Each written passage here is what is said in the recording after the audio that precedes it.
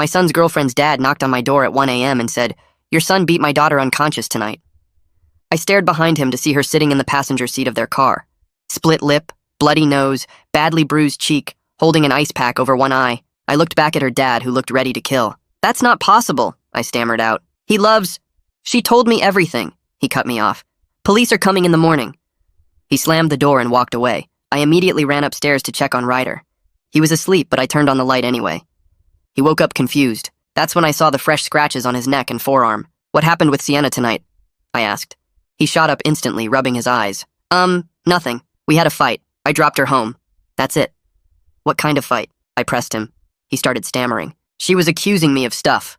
I don't want to talk about it right now." His voice was defensive. I noticed his knuckles, red and bruised. The police showed up at 9 a.m. the next morning. A detective knocked on the door with 2 officers behind him. "We have a warrant for Ryder's arrest." Ryder came downstairs in his pajamas. He saw the police and went pale. "Dad, what's happening?" The detective read him his rights. "The victim identified you.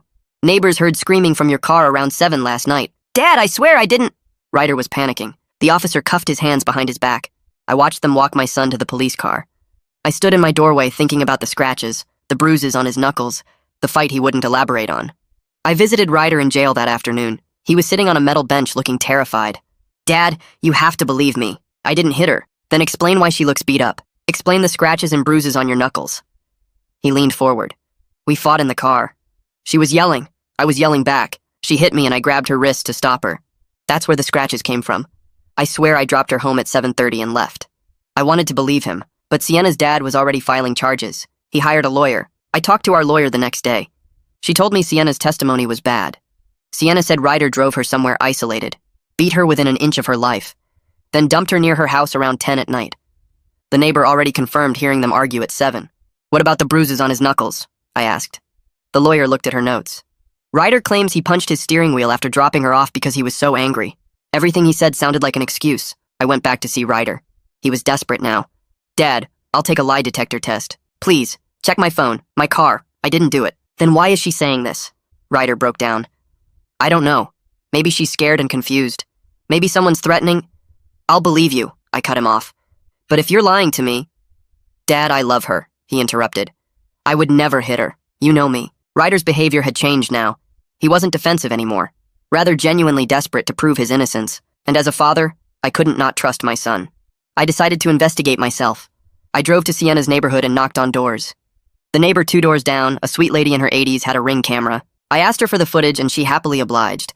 The camera showed Ryder's car dropping Sienna off at 7:35. I watched anxiously as Sienna got out of the car and walked away from her house. Ryder drove off in the opposite direction. Then at 9:45, a different car pulled up. Sienna got out of this car stumbling. She was heavily bruised and beaten now, falling to the ground and crawling to her door. I zoomed in on the footage but couldn't make anything out. Was this someone else, or had Ryder used someone else's car to make himself look innocent? I brought the footage to the police station either way. The detective watched the footage twice and called Sienna and her father in for a second interview. I sat behind the glass watching.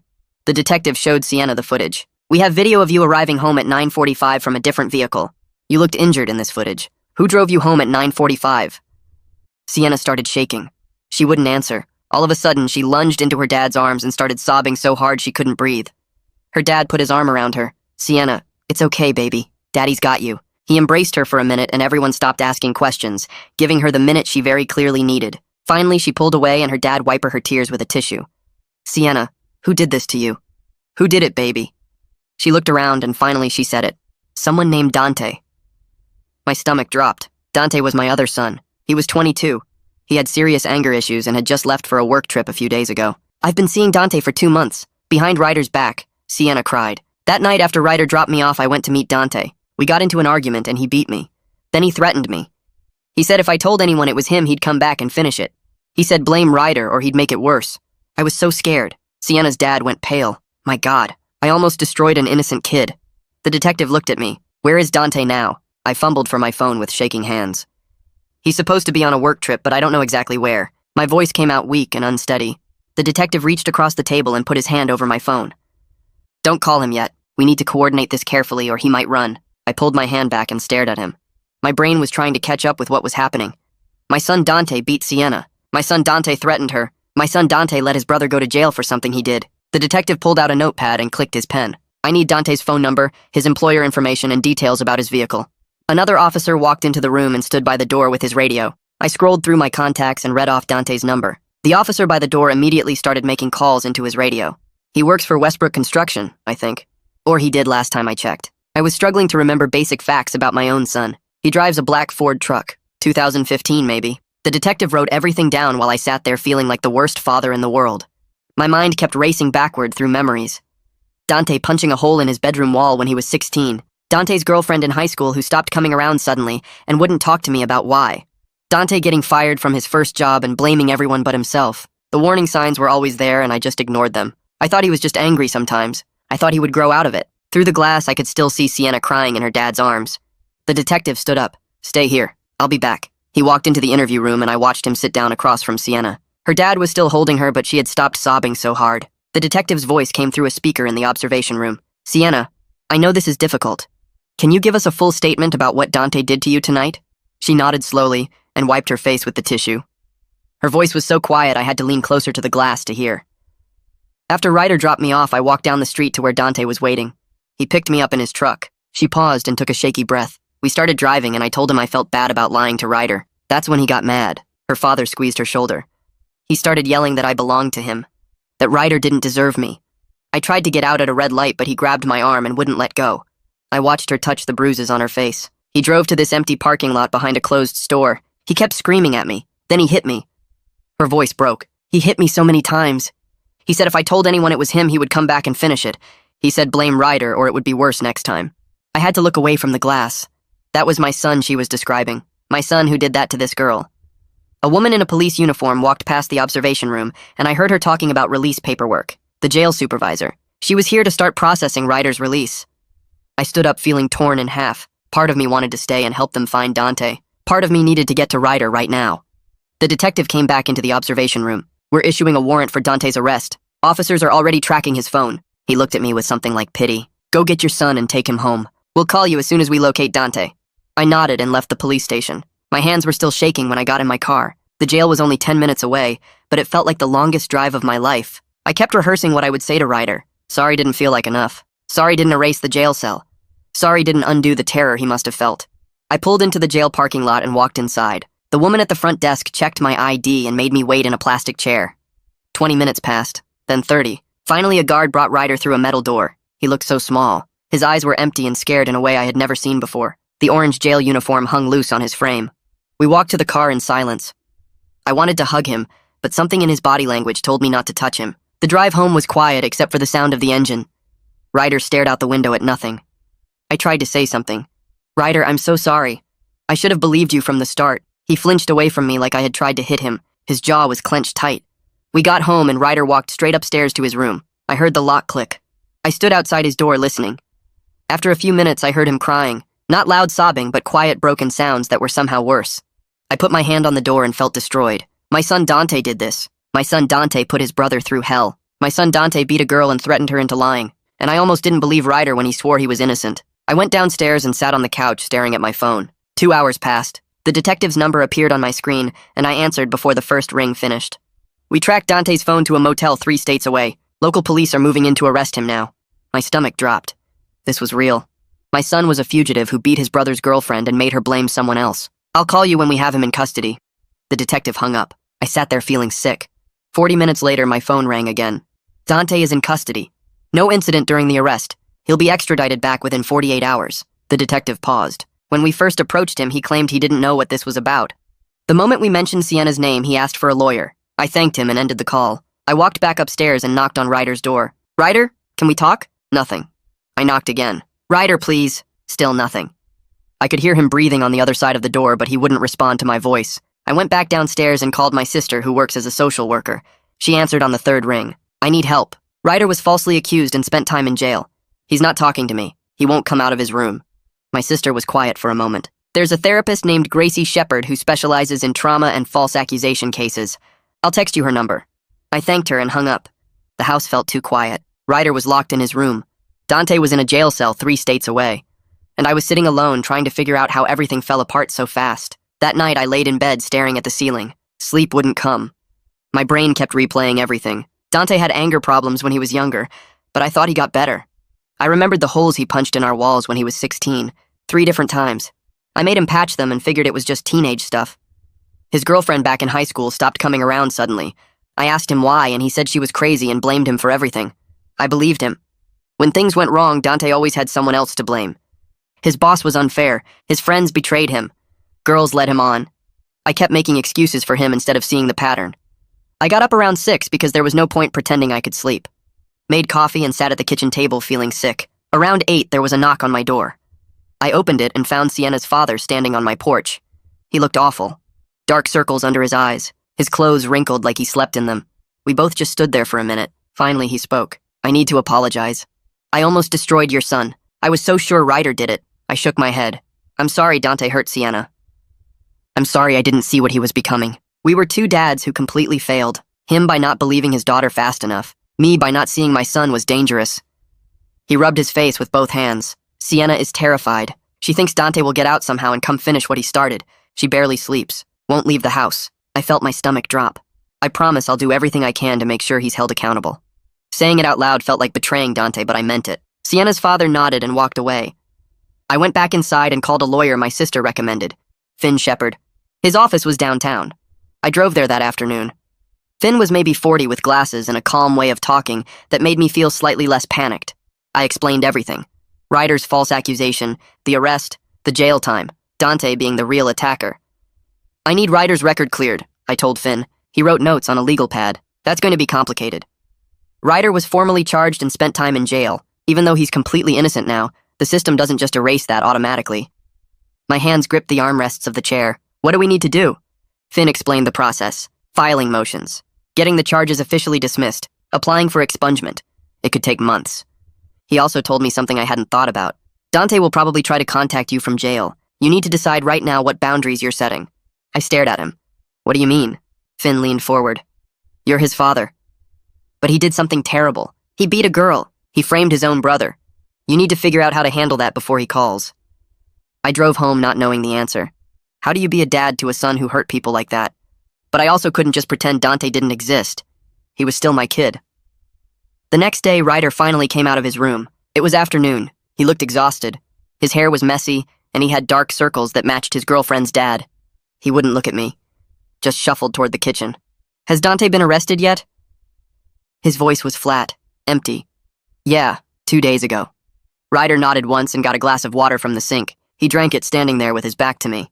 I tried to start a conversation. I found a therapist. Her name is Gracie Shepard. She works with people who went through what you did. Ryder turned around fast. I don't want to talk about my feelings with some stranger. It was the first real emotion I'd seen from him since he got out. Anger. His face was red and his jaw was tight. Part of me was almost relieved. At least anger was something. Better than the empty nothing he'd been showing. Okay, we don't have to do that yet. He went back to his room and locked the door again. That evening, my phone rang. Unknown number.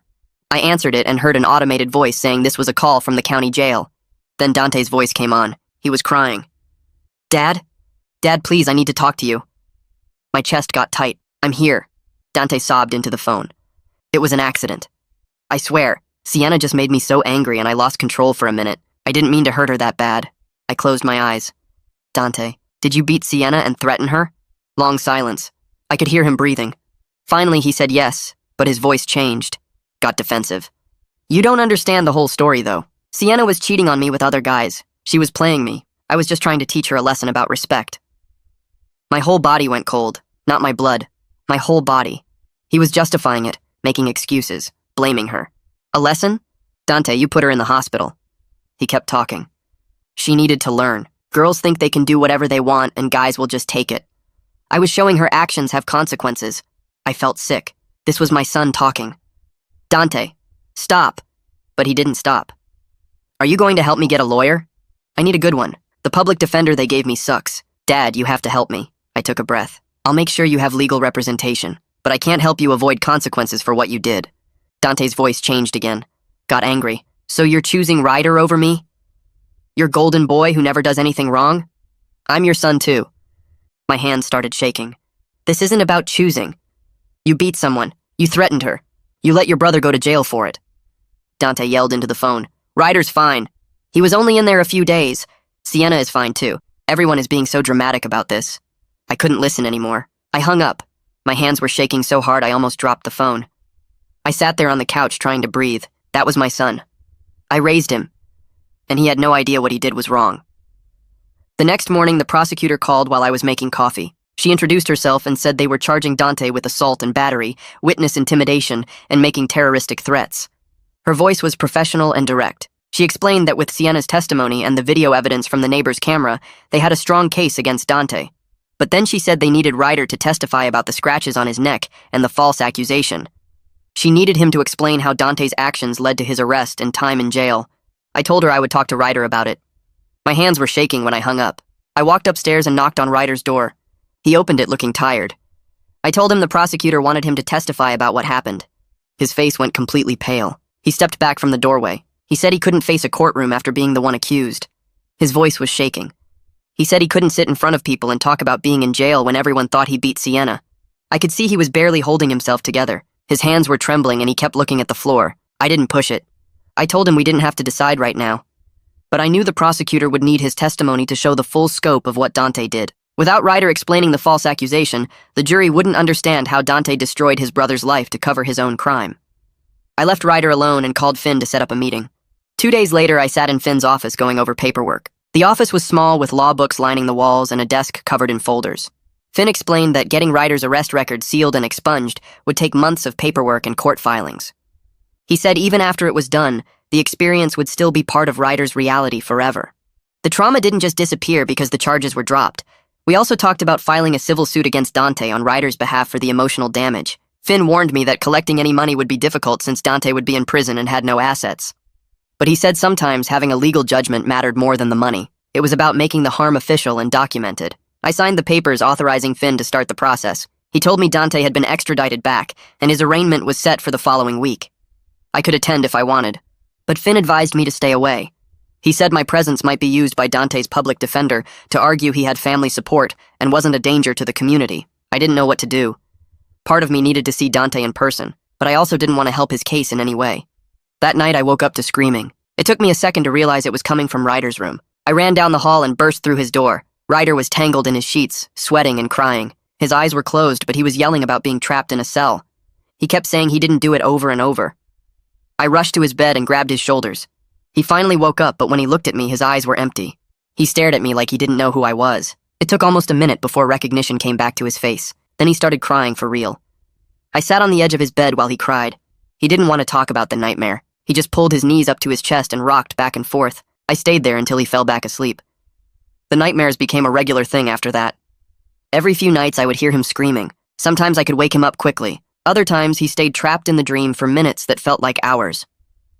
After a week of this, I brought up therapy again. I told Ryder about Gracie Shepard and how she worked with people who went through trauma like his. He was sitting at the kitchen table eating cereal. He didn't look up from his bowl. I said just one session, just to try it. He was quiet for a long time. Finally, he said okay, but his voice was flat. I made the appointment for the next day. When the time came, Ryder got in the car without arguing.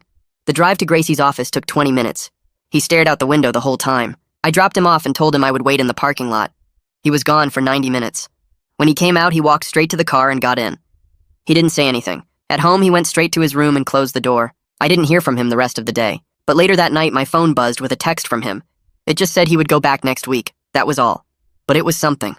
The next afternoon, Sienna's father knocked on my door. We stood on the porch and he looked uncomfortable. He said Sienna wanted to apologize to Ryder in person for falsely accusing him. She felt terrible about what happened and thought it might help both of them to talk. But her therapist wasn't sure if that was a good idea yet. He wanted to know what I thought. I told him I needed to talk to Gracie about it first. Later that day, I called Gracie and explained the situation. She was quiet for a moment. Then she said Ryder wasn't ready for that conversation. She said he was still processing the betrayal and trauma of being accused by someone he loved. Having Sienna apologize in person might seem like closure, but it could actually set him back. She said maybe in a few months, but not now. I called Sienna's father back and told him. He understood. He said Sienna was struggling with guilt about the whole thing. I felt bad for her too. She was a victim in all this, just like Ryder. But Gracie was right. Ryder needed time. The morning of Dante's arraignment, I got dressed in a suit. Finn had told me to stay away, but I couldn't. I needed to see Dante in person. I needed to look at my son and try to understand how this happened. The courthouse was downtown in a big gray building. I went through security and found the right courtroom. It was smaller than I expected, with wooden benches and fluorescent lights. I sat in the back. Other people filtered in. Sienna's father arrived with Sienna. She looked smaller somehow. Her bruises had faded, but you could still see the shadow of them on her face. The prosecutor sat at one table shuffling papers.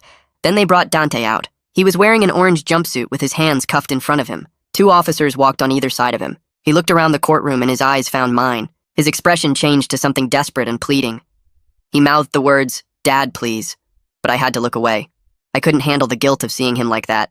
The judge came in and everyone stood. The arraignment started. Dante's public defender was a young woman with dark hair pulled back. She stood and entered a plea of not guilty on Dante's behalf. Then she argued for bail. She said Dante wasn't a flight risk despite leaving the state. She claimed he left for work reasons before he knew he was wanted. The prosecutor stood up and presented evidence that Dante fled immediately after the assault. She showed the timeline of the beating, the threat to Sienna, and his departure the next day. She also presented Sienna's testimony about the threat. She said Dante told Sienna he would come back and finish it if she told anyone. The judge listened to both sides. Then she denied bail. She said the evidence of witness intimidation and flight made Dante a danger to the community and a flight risk. After the arraignment ended, I stood to leave. Dante's public defender approached me in the hallway outside the courtroom. She introduced herself and asked if I was Dante's father. I said yes. She asked if I would be willing to testify as a character witness for Dante at trial. She said it would help the jury see him as a person with family support and not just a criminal. I looked at her for a long moment. Then I told her I couldn't do that. I said I loved my son, but I couldn't stand up in court and pretend what he did was out of character, because the truth was I was realizing it wasn't out of character at all. I was realizing I had missed signs for years. She looked disappointed but nodded. She said she understood. I walked out of the courthouse into the cold afternoon air. My chest felt tight. I had just refused to help my own son, but I also knew I had made the right choice. Dante needed to face real consequences for what he did, and I couldn't stand in the way of that just because he was my blood. Back at home that evening, I couldn't stop thinking about all the signs I'd missed with Dante over the years. I walked upstairs to his room and opened the door. The space felt different now, like I was seeing it for the first time. I started going through his desk drawers, his closet, under his bed. I wasn't sure what I was looking for exactly, but I needed to understand how I'd been so blind. In the bottom drawer of his nightstand, I found a leather journal. The cover was worn and the pages were filled with his handwriting. I sat on his bed and opened it. The first entry was dated 2 years ago. My hand started shaking as I read. Page after page of angry rants about women who rejected him. Girls from college who turned him down for dates. A coworker who wasn't interested. His ex-girlfriend Sarah who broke up with him. The entries about Sarah made my skin crawl. He wrote about teaching her respect. About making her understand she belonged to him. About how women needed to learn their place. There were detailed descriptions of arguments they'd had where he grabbed her arms hard enough to bruise. He wrote about following her after they broke up to see who she was dating. The last entry about Sarah said he'd shown up at her apartment at midnight and pounded on the door until her new boyfriend threatened to call the police. I felt sick reading it. This wasn't just anger issues. This was a pattern of control and violence going back years. I closed the journal and sat there for a long time. Then I called Finn and asked if I could bring something to his office in the morning. The next day, I drove to Finn's office with the journal in a folder on my passenger seat. His secretary let me in, and I sat across from his desk. I slid the journal across to him without saying anything. He opened it and started reading. His expression got more serious with each page. After about 10 minutes, he looked up at me. He said this could be relevant evidence showing a pattern of behavior. But he also said using it meant betraying Dante's privacy. It could make his case significantly worse. He asked if I understood what turning this over to the prosecutor would mean. I told him I understood. But then I took the journal back home with me because I couldn't make the decision right away. For 3 days, I kept the journal in my car. I'd drive to the prosecutor's office and sit in the parking lot. Then I'd drive home without going in. I kept thinking about Dante as a little kid. The son who used to help me fix the car on weekends. The teenager who made me laugh with his terrible jokes. But I also kept thinking about Ryder sitting in that jail cell for something he didn't do. About Sienna's bruised face. About Sarah and all the other women Dante had hurt. On the 4th day, I walked into the prosecutor's office and handed over the journal. The prosecutor was a woman in her 40s named Jennifer. She took the journal and started reading it right there while I sat in her office. Her face got harder as she read. After 20 minutes, she closed it and looked at me. She said this was damning evidence of premeditation and escalating violence. She said they were adding stalking charges based on the entries about following Sarah. She started making notes about subpoenaing Sarah as a witness. I felt sick knowing I'd just provided evidence that would put my son away for even longer. But I also knew it was the right thing to do. Jennifer thanked me for coming forward. She said many parents wouldn't have done what I just did. When I got home that afternoon, Ryder was sitting on the couch. He looked up when I walked in. He said Finn had called him and told him about the journal, about me turning it over to the prosecutor. I started to explain, but Ryder stood up and walked over to me. For the first time since coming home from jail, he hugged me. He wrapped his arms around me tight and held on. He said, "Thank you. Thank you for believing him." Thank you for choosing what was right over protecting Dante. I broke down crying right there in our living room. I told him I was sorry. Sorry I didn't believe him immediately when he said he was innocent. Sorry it took video evidence to convince me. Sorry he had to spend even one night in that jail. Ryder pulled back and looked at me. He said he understood why I doubted him at first. He said the evidence looked bad and he didn't blame me. But this, turning over the journal, this proved I was on his side now. We stood there for a while just holding each other. It was the first time in weeks that the house felt like it might be okay someday. 2 days later, the jail called. Dante wanted to talk to me. I accepted the call even though part of me didn't want to hear his voice. The moment the line connected, he started screaming. He called me a traitor. He said I destroyed his life by giving the prosecutor his private journal. He said I had no right to go through his personal things. I let him yell for about a minute. Then I cut him off. I told him he destroyed his own life when he beat Sienna, when he threatened her into blaming Ryder, when he let his innocent brother sit in jail for something he did. I said the journal just showed everyone who he really was. Dante went quiet for a second. Then he said, I never understood him. That I always took everyone else's side. That I was a terrible father. I told him I loved him, but I couldn't support him avoiding consequences for what he'd done. He hung up on me. I sat there holding the dead phone feeling like I'd lost a son, even though I knew he'd lost himself long before I found that journal. A week later, I got a phone call from someone named Seth Carson. He said he used to work with Dante at Westbrook Construction. He'd seen news coverage of the arrest and wanted to talk to me. We met at a coffee shop near my house. Seth was in his 30s with a nervous energy about him. He said Dante was fired from Westbrook Construction 6 months ago. I asked why. Seth looked uncomfortable. He said Dante had threatened a female coworker who rejected his advances. Her name was Amanda. Dante had asked her out multiple times and she kept saying no. One day he cornered her in the parking lot after work and told her she was making a mistake, told her she'd regret turning him down. Amanda reported it to HR and they fired him the next day. Seth said he was willing to testify about what happened, about Dante's history of aggression toward women at work. I thanked him and gave his contact information to Jennifer at the prosecutor's office. The next day, Seth called me again. He said his wife Mara wanted to talk to me too. She'd witnessed something involving Dante. I met them both at the same coffee shop. Mara was a small woman with dark hair. She worked at Westbrook Construction in accounting. She said she'd seen Dante grab Amanda's arm during an argument in the break room. She said he grabbed hard enough that Amanda had visible bruises the next day. Mara had wanted to report it, but Amanda begged her not to because she was afraid of making things worse. But now with Dante arrested for assault, Mara wanted to come forward. She said she'd testify about what she saw. I sat there listening to these two strangers tell me about my son's violence, about a whole pattern I knew nothing about. I felt devastated that I'd been so blind to who he really was. I called Jennifer and gave her Mara's information too. A few days later, Jennifer called me. She said with the journal and the coworker testimony, they had an extremely strong case. She said Dante's public defender had reached out about a plea deal. The offer was plead guilty to reduce charges and get 8 years instead of risking 15 at trial. She said the public defender wanted me to encourage Dante to take it. I told her I'd think about it. That night, Dante's public defender called me directly. She said Dante was being stubborn about the plea. He didn't want to admit guilt. She thought hearing from me might change his mind. She said 8 years was a good deal considering the evidence against him. I agreed to visit him. The next morning, I drove to the jail. They brought Dante out to the visiting area, and he sat down across from me. He looked different. Not crying like the last time. Not angry either, just cold and detached. I told him about the plea deal. 8 years if he pleaded guilty. He stared at me without any expression. Then he said he wouldn't plead guilty. I asked why not. He said because pleading guilty meant admitting he was a bad person, and he didn't think he was bad. He said Sienna deserved what happened for cheating on him with Ryder, that she needed to learn respect. I felt my chest get tight listening to him. This wasn't my son sitting across from me. This was someone I didn't recognize at all. I leaned forward and looked him in the eyes. I told him Sienna didn't belong to him, that no woman belongs to any man, that what he did was unforgivable, that beating someone and threatening them wasn't teaching them anything except fear. Dante laughed. It was a bitter sound that made my skin crawl. He said I was just like everyone else, taking their side. He said I never understood him, never tried to see things from his perspective. He said women like Sienna played games and then acted innocent when men got upset. I stood up. I told him I was done, that if he couldn't see what he'd done wrong, then there was nothing more to say. He shrugged like he didn't care. As I walked away, I realized my son had no remorse at all. He genuinely believed he was the victim in all of this. That realization hurt worse than anything else that had happened. The guard led me back through the security doors, and I walked across the parking lot in a fog. I got to my car and sat in the driver's seat without starting the engine. My hands were shaking so bad I couldn't get the key in the ignition. I tried 3 times before I gave up and just sat there staring at the steering wheel. Then it hit me all at once. My son was a monster. Not the angry teenager I remembered, but an actual dangerous person who hurt women and felt nothing about it. I started crying and couldn't stop. Big, ugly sobs that made my whole body shake. I cried for an hour straight sitting in that parking lot. Other people walked past my car and probably thought I was crazy, but I didn't care. I was grieving the son I thought I raised. The kid who used to build forts in the living room and collect baseball cards.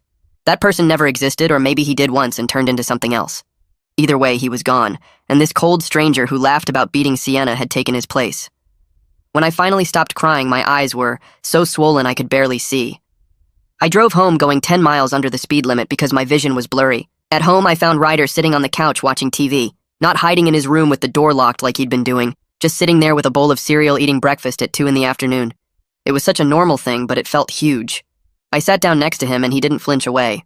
We watched some cooking show together without talking. After a while, he got up and made himself a sandwich. Actually came into the kitchen and used the stove to make grilled cheese. I watched him from the doorway, trying not to cry again. These tiny, normal things felt like massive victories. Over the next few weeks, Ryder kept improving bit by bit. He started eating 3 meals a day instead of just picking at food.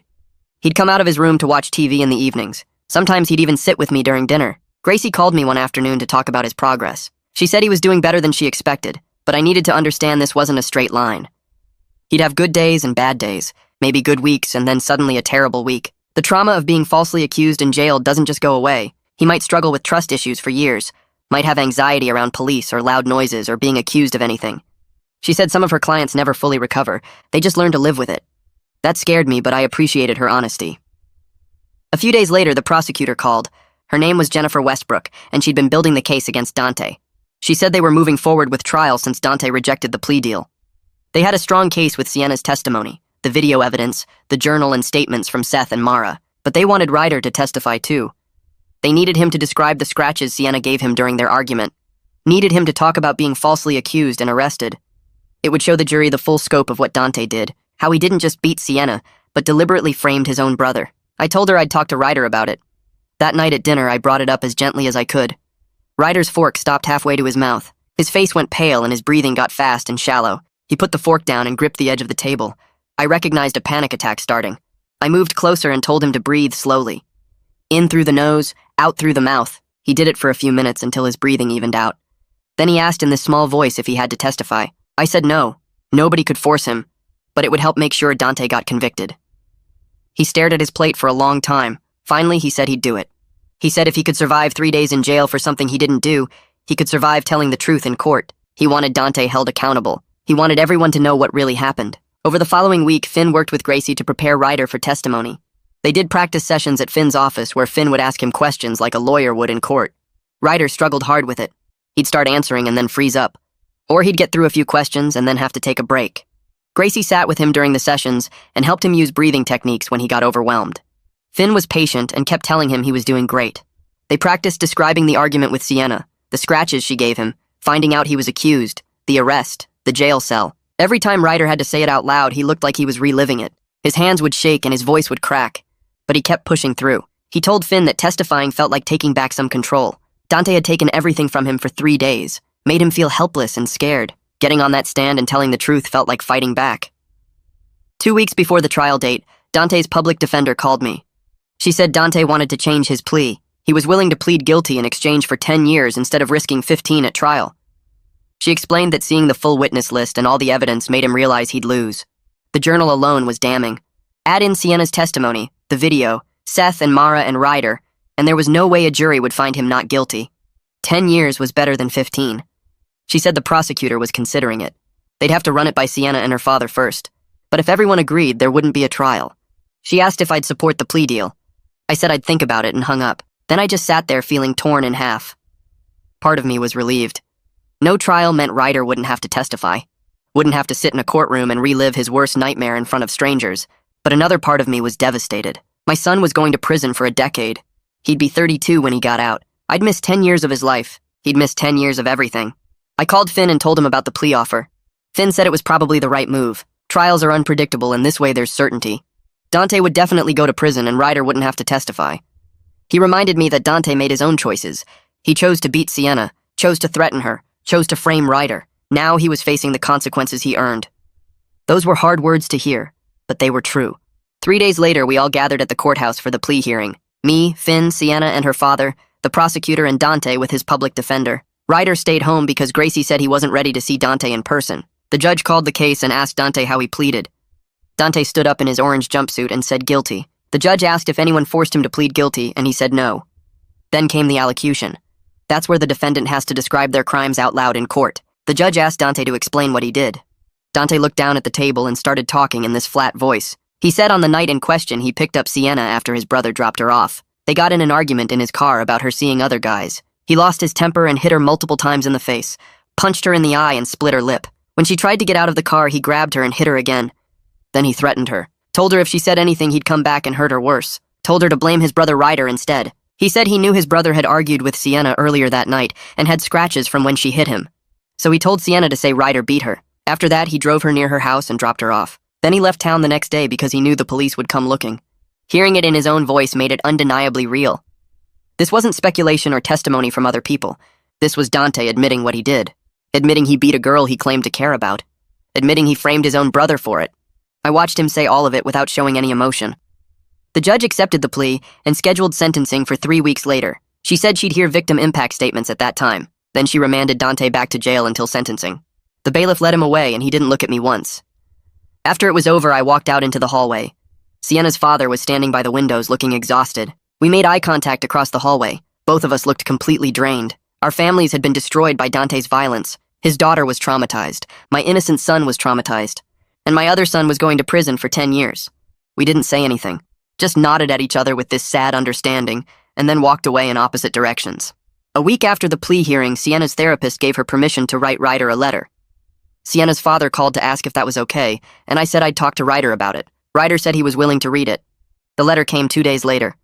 Ryder took it to his room and closed the door. I didn't see him for 3 hours. When he finally came out, his eyes were red, but he looked calmer somehow. He said the letter helped a little. Knowing Sienna was forced and scared, knowing she didn't want to accuse him, but was too frightened of Dante to tell the truth. It didn't erase what he went through, didn't undo the terror of being arrested or the trauma of jail, but it helped him understand she was a victim too. That she wasn't trying to hurt him, she was just trying to survive. That same evening, I asked Ryder if he wanted to write a victim impact statement for Dante's sentencing. He could tell the judge how the false accusation affected him. I said he didn't have to decide right away. He spent the next 4 days thinking about it. I'd see him sitting on the couch staring into space, clearly wrestling with the decision. Finally, on the 5th day, he told me yes, he wanted to write one. He sat at the kitchen table with a notebook and started writing. It took him 3 hours. When he was done, he had 4 pages. He wrote about the terror of being arrested for something he didn't do, about the police putting handcuffs on him while his dad watched, about sitting in that jail cell for 3 days not knowing if anyone would believe him, about the nightmares he still had where he was trapped behind bars, about the panic attacks when he heard sirens, about not being able to trust people anymore because his own brother had betrayed him in the worst possible way. He wrote about how Dante didn't just hurt Sienna, he tried to destroy Ryder's entire life to cover up what he did. He wrote that he'd never forgive Dante for that. Never. Sienna's father called me 2 days later to say Sienna had also written a victim impact statement. His voice sounded tired on the phone. He told me she was in intensive therapy 3 times a week and still having nightmares every night. The therapist said Sienna might never fully recover from what Dante did to her. Not just the physical beating, but the fear he put in her. The way he threatened to come back and finish it if she told anyone. Sienna's father said his daughter flinches when doors open too fast. She can't be alone in a room with a man anymore, even him sometimes. I listened and felt sick knowing my son caused that damage to a 17-year-old girl. After we hung up, I sat at my kitchen table staring at a blank piece of paper. I needed to write my own statement for the sentencing hearing. As Dante's father, I had the right to speak. But what could I possibly say? I picked up my pen and started writing. It took me 4 hours to get through 2 pages. I wrote about loving Dante since the day he was born. About changing his diapers and teaching him to ride a bike and being proud when he graduated high school. But I also wrote that love doesn't excuse what he did, that Sienna deserved justice and Ryder deserved justice, and Dante needed to be held accountable. I wrote that I supported the prosecution and believed my son should face real consequences for his actions.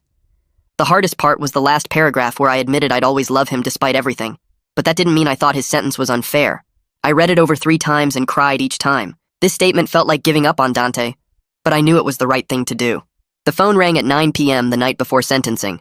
The jail number showed on my screen. I answered and heard Dante's voice. He asked if I was coming to court tomorrow. I told him yes because he was still my son. There was silence on the other end for a few seconds. Then Dante asked if I was going to speak on his behalf. I said no, that I wrote a statement supporting accountability. Dante's voice got cold. He said he understood, that I was just like everyone else, choosing Ryder over him. I told him that wasn't true, that I loved him, but couldn't support him avoiding consequences for beating Sienna and framing his brother. Dante laughed this bitter, angry laugh and said I'd regret abandoning him. Then he hung up before I could respond. I sat holding the phone feeling like I'd just lost my son, even though he was still alive. The sentencing hearing started at 10 a.m.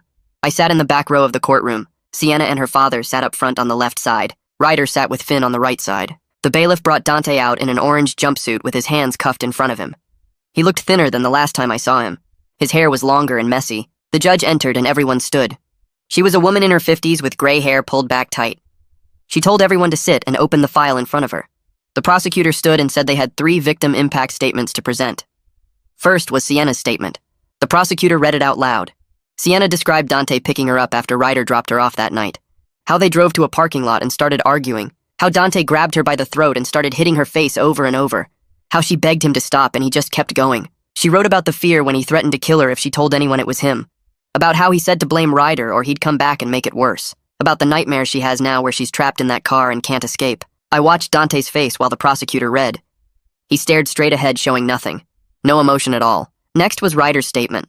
The prosecutor read about the terror of being arrested for something he didn't do. About sitting in jail for 3 days thinking his life was over. About the panic attacks he still gets when he hears sirens. About the betrayal of his own brother trying to destroy his life to cover up his own crime. About how he'd never forgive Dante for using him as a scapegoat.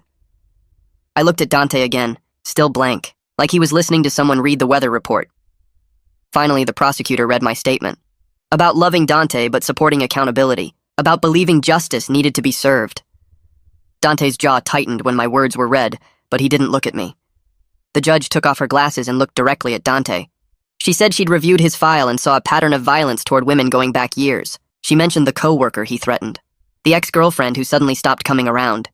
She said his lack of remorse was deeply concerning, that he showed no emotion hearing how he destroyed multiple lives. She said using his own brother as a scapegoat was particularly cruel and showed a level of manipulation that worried her greatly. Then she sentenced him to 10 years in state prison with possibility of parole after 7 years. She added mandatory anger management classes and counseling. She told Dante he needed serious help, and she hoped he'd use his time in prison to work on himself. Dante just nodded once. The bailiff moved to take him away. I stood up and tried to walk toward Dante. I wanted to say something. Tell him I loved him. Tell him to be safe. Something. But Dante turned his head away when he saw me coming. He refused to look at me. The bailiff led him through the side door and he was gone. That was the last time I saw him before they transferred him to state prison upstate. The weeks after sentencing were strange.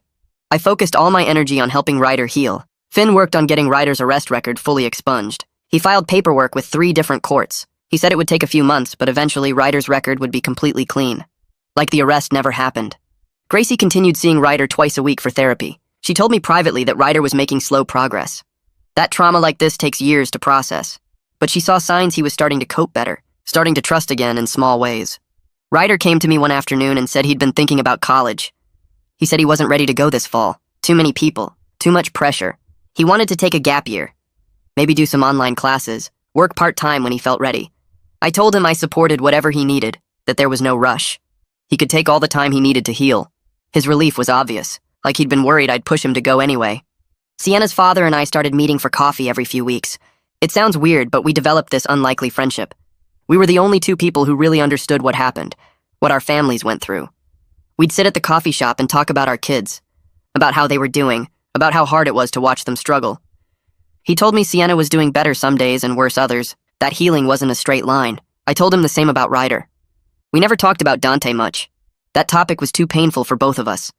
But having someone who understood helped, made me feel less alone in this nightmare. 3 months after Dante's sentencing, Ryder told me he'd had his first full week without nightmares. I was making breakfast when he said it, just casual like he was commenting on the weather, but I could see in his eyes how big that was for him.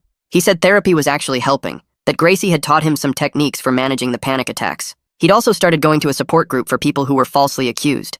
Meeting others who understood what he went through helped him feel less isolated, less like he was the only person this ever happened to. I hugged him and told him I was proud of how hard he was working to heal. He hugged me back, and for the first time in months, it didn't feel like he was going to break. I started writing to Dante at the state prison about a month after his transfer. Short letters on lined notebook paper telling him I loved him, but that he needed to take responsibility and work on himself through the programs they offered. I mailed 1 letter every month like clockwork. He didn't write back for 4 months, and I kept sending them anyway because he was still my son. When his first letter finally arrived, I opened it at the kitchen table with shaking hands. The handwriting was messy and angry. He wrote 3 pages blaming everyone but himself. Sienna for cheating, Ryder for being the favorite, me for not understanding him. The words were defensive and bitter, and I folded the letter back up feeling sick. Meanwhile, Finn was making progress on getting Ryder's arrest record dealt with.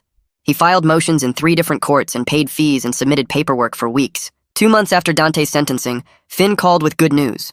The record was officially sealed and expunged. Background checks wouldn't show the arrest. Legally, Ryder could say he'd never been arrested.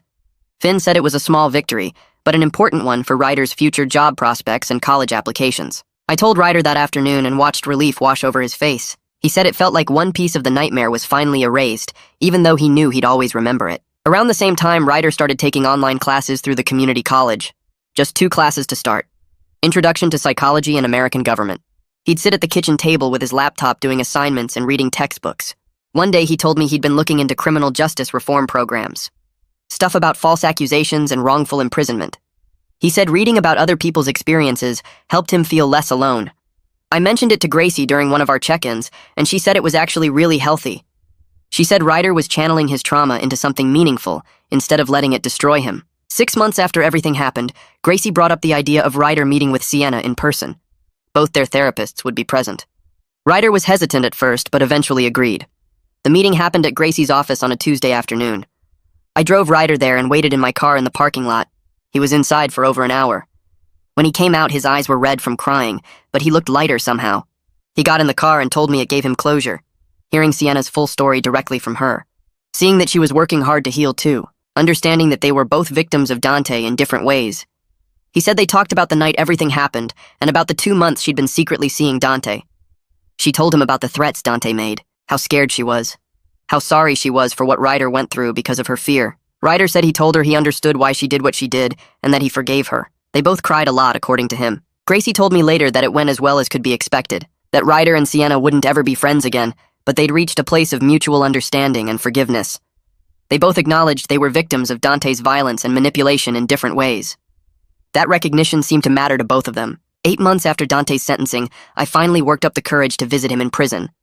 The drive upstate took 3 hours. I had to go through security and get searched and leave my phone in a locker. They led me to a visiting room with plastic tables and chairs bolted to the floor. Dante came out in prison blues looking different, harder somehow. His face was thinner and his eyes were cold. We sat across from each other and the conversation felt stilted and uncomfortable. I asked how he was doing and he shrugged. Said prison was what you'd expect. I asked about the anger management classes the judge ordered, and he said yeah, he'd been going. He admitted he had a lot of work to do. His voice was flat when he said it. Not defensive like his letter, but not genuine either. Just going through the motions. Before I left, he told me something that surprised me. He said he'd been reading books about abuse and control from the prison library.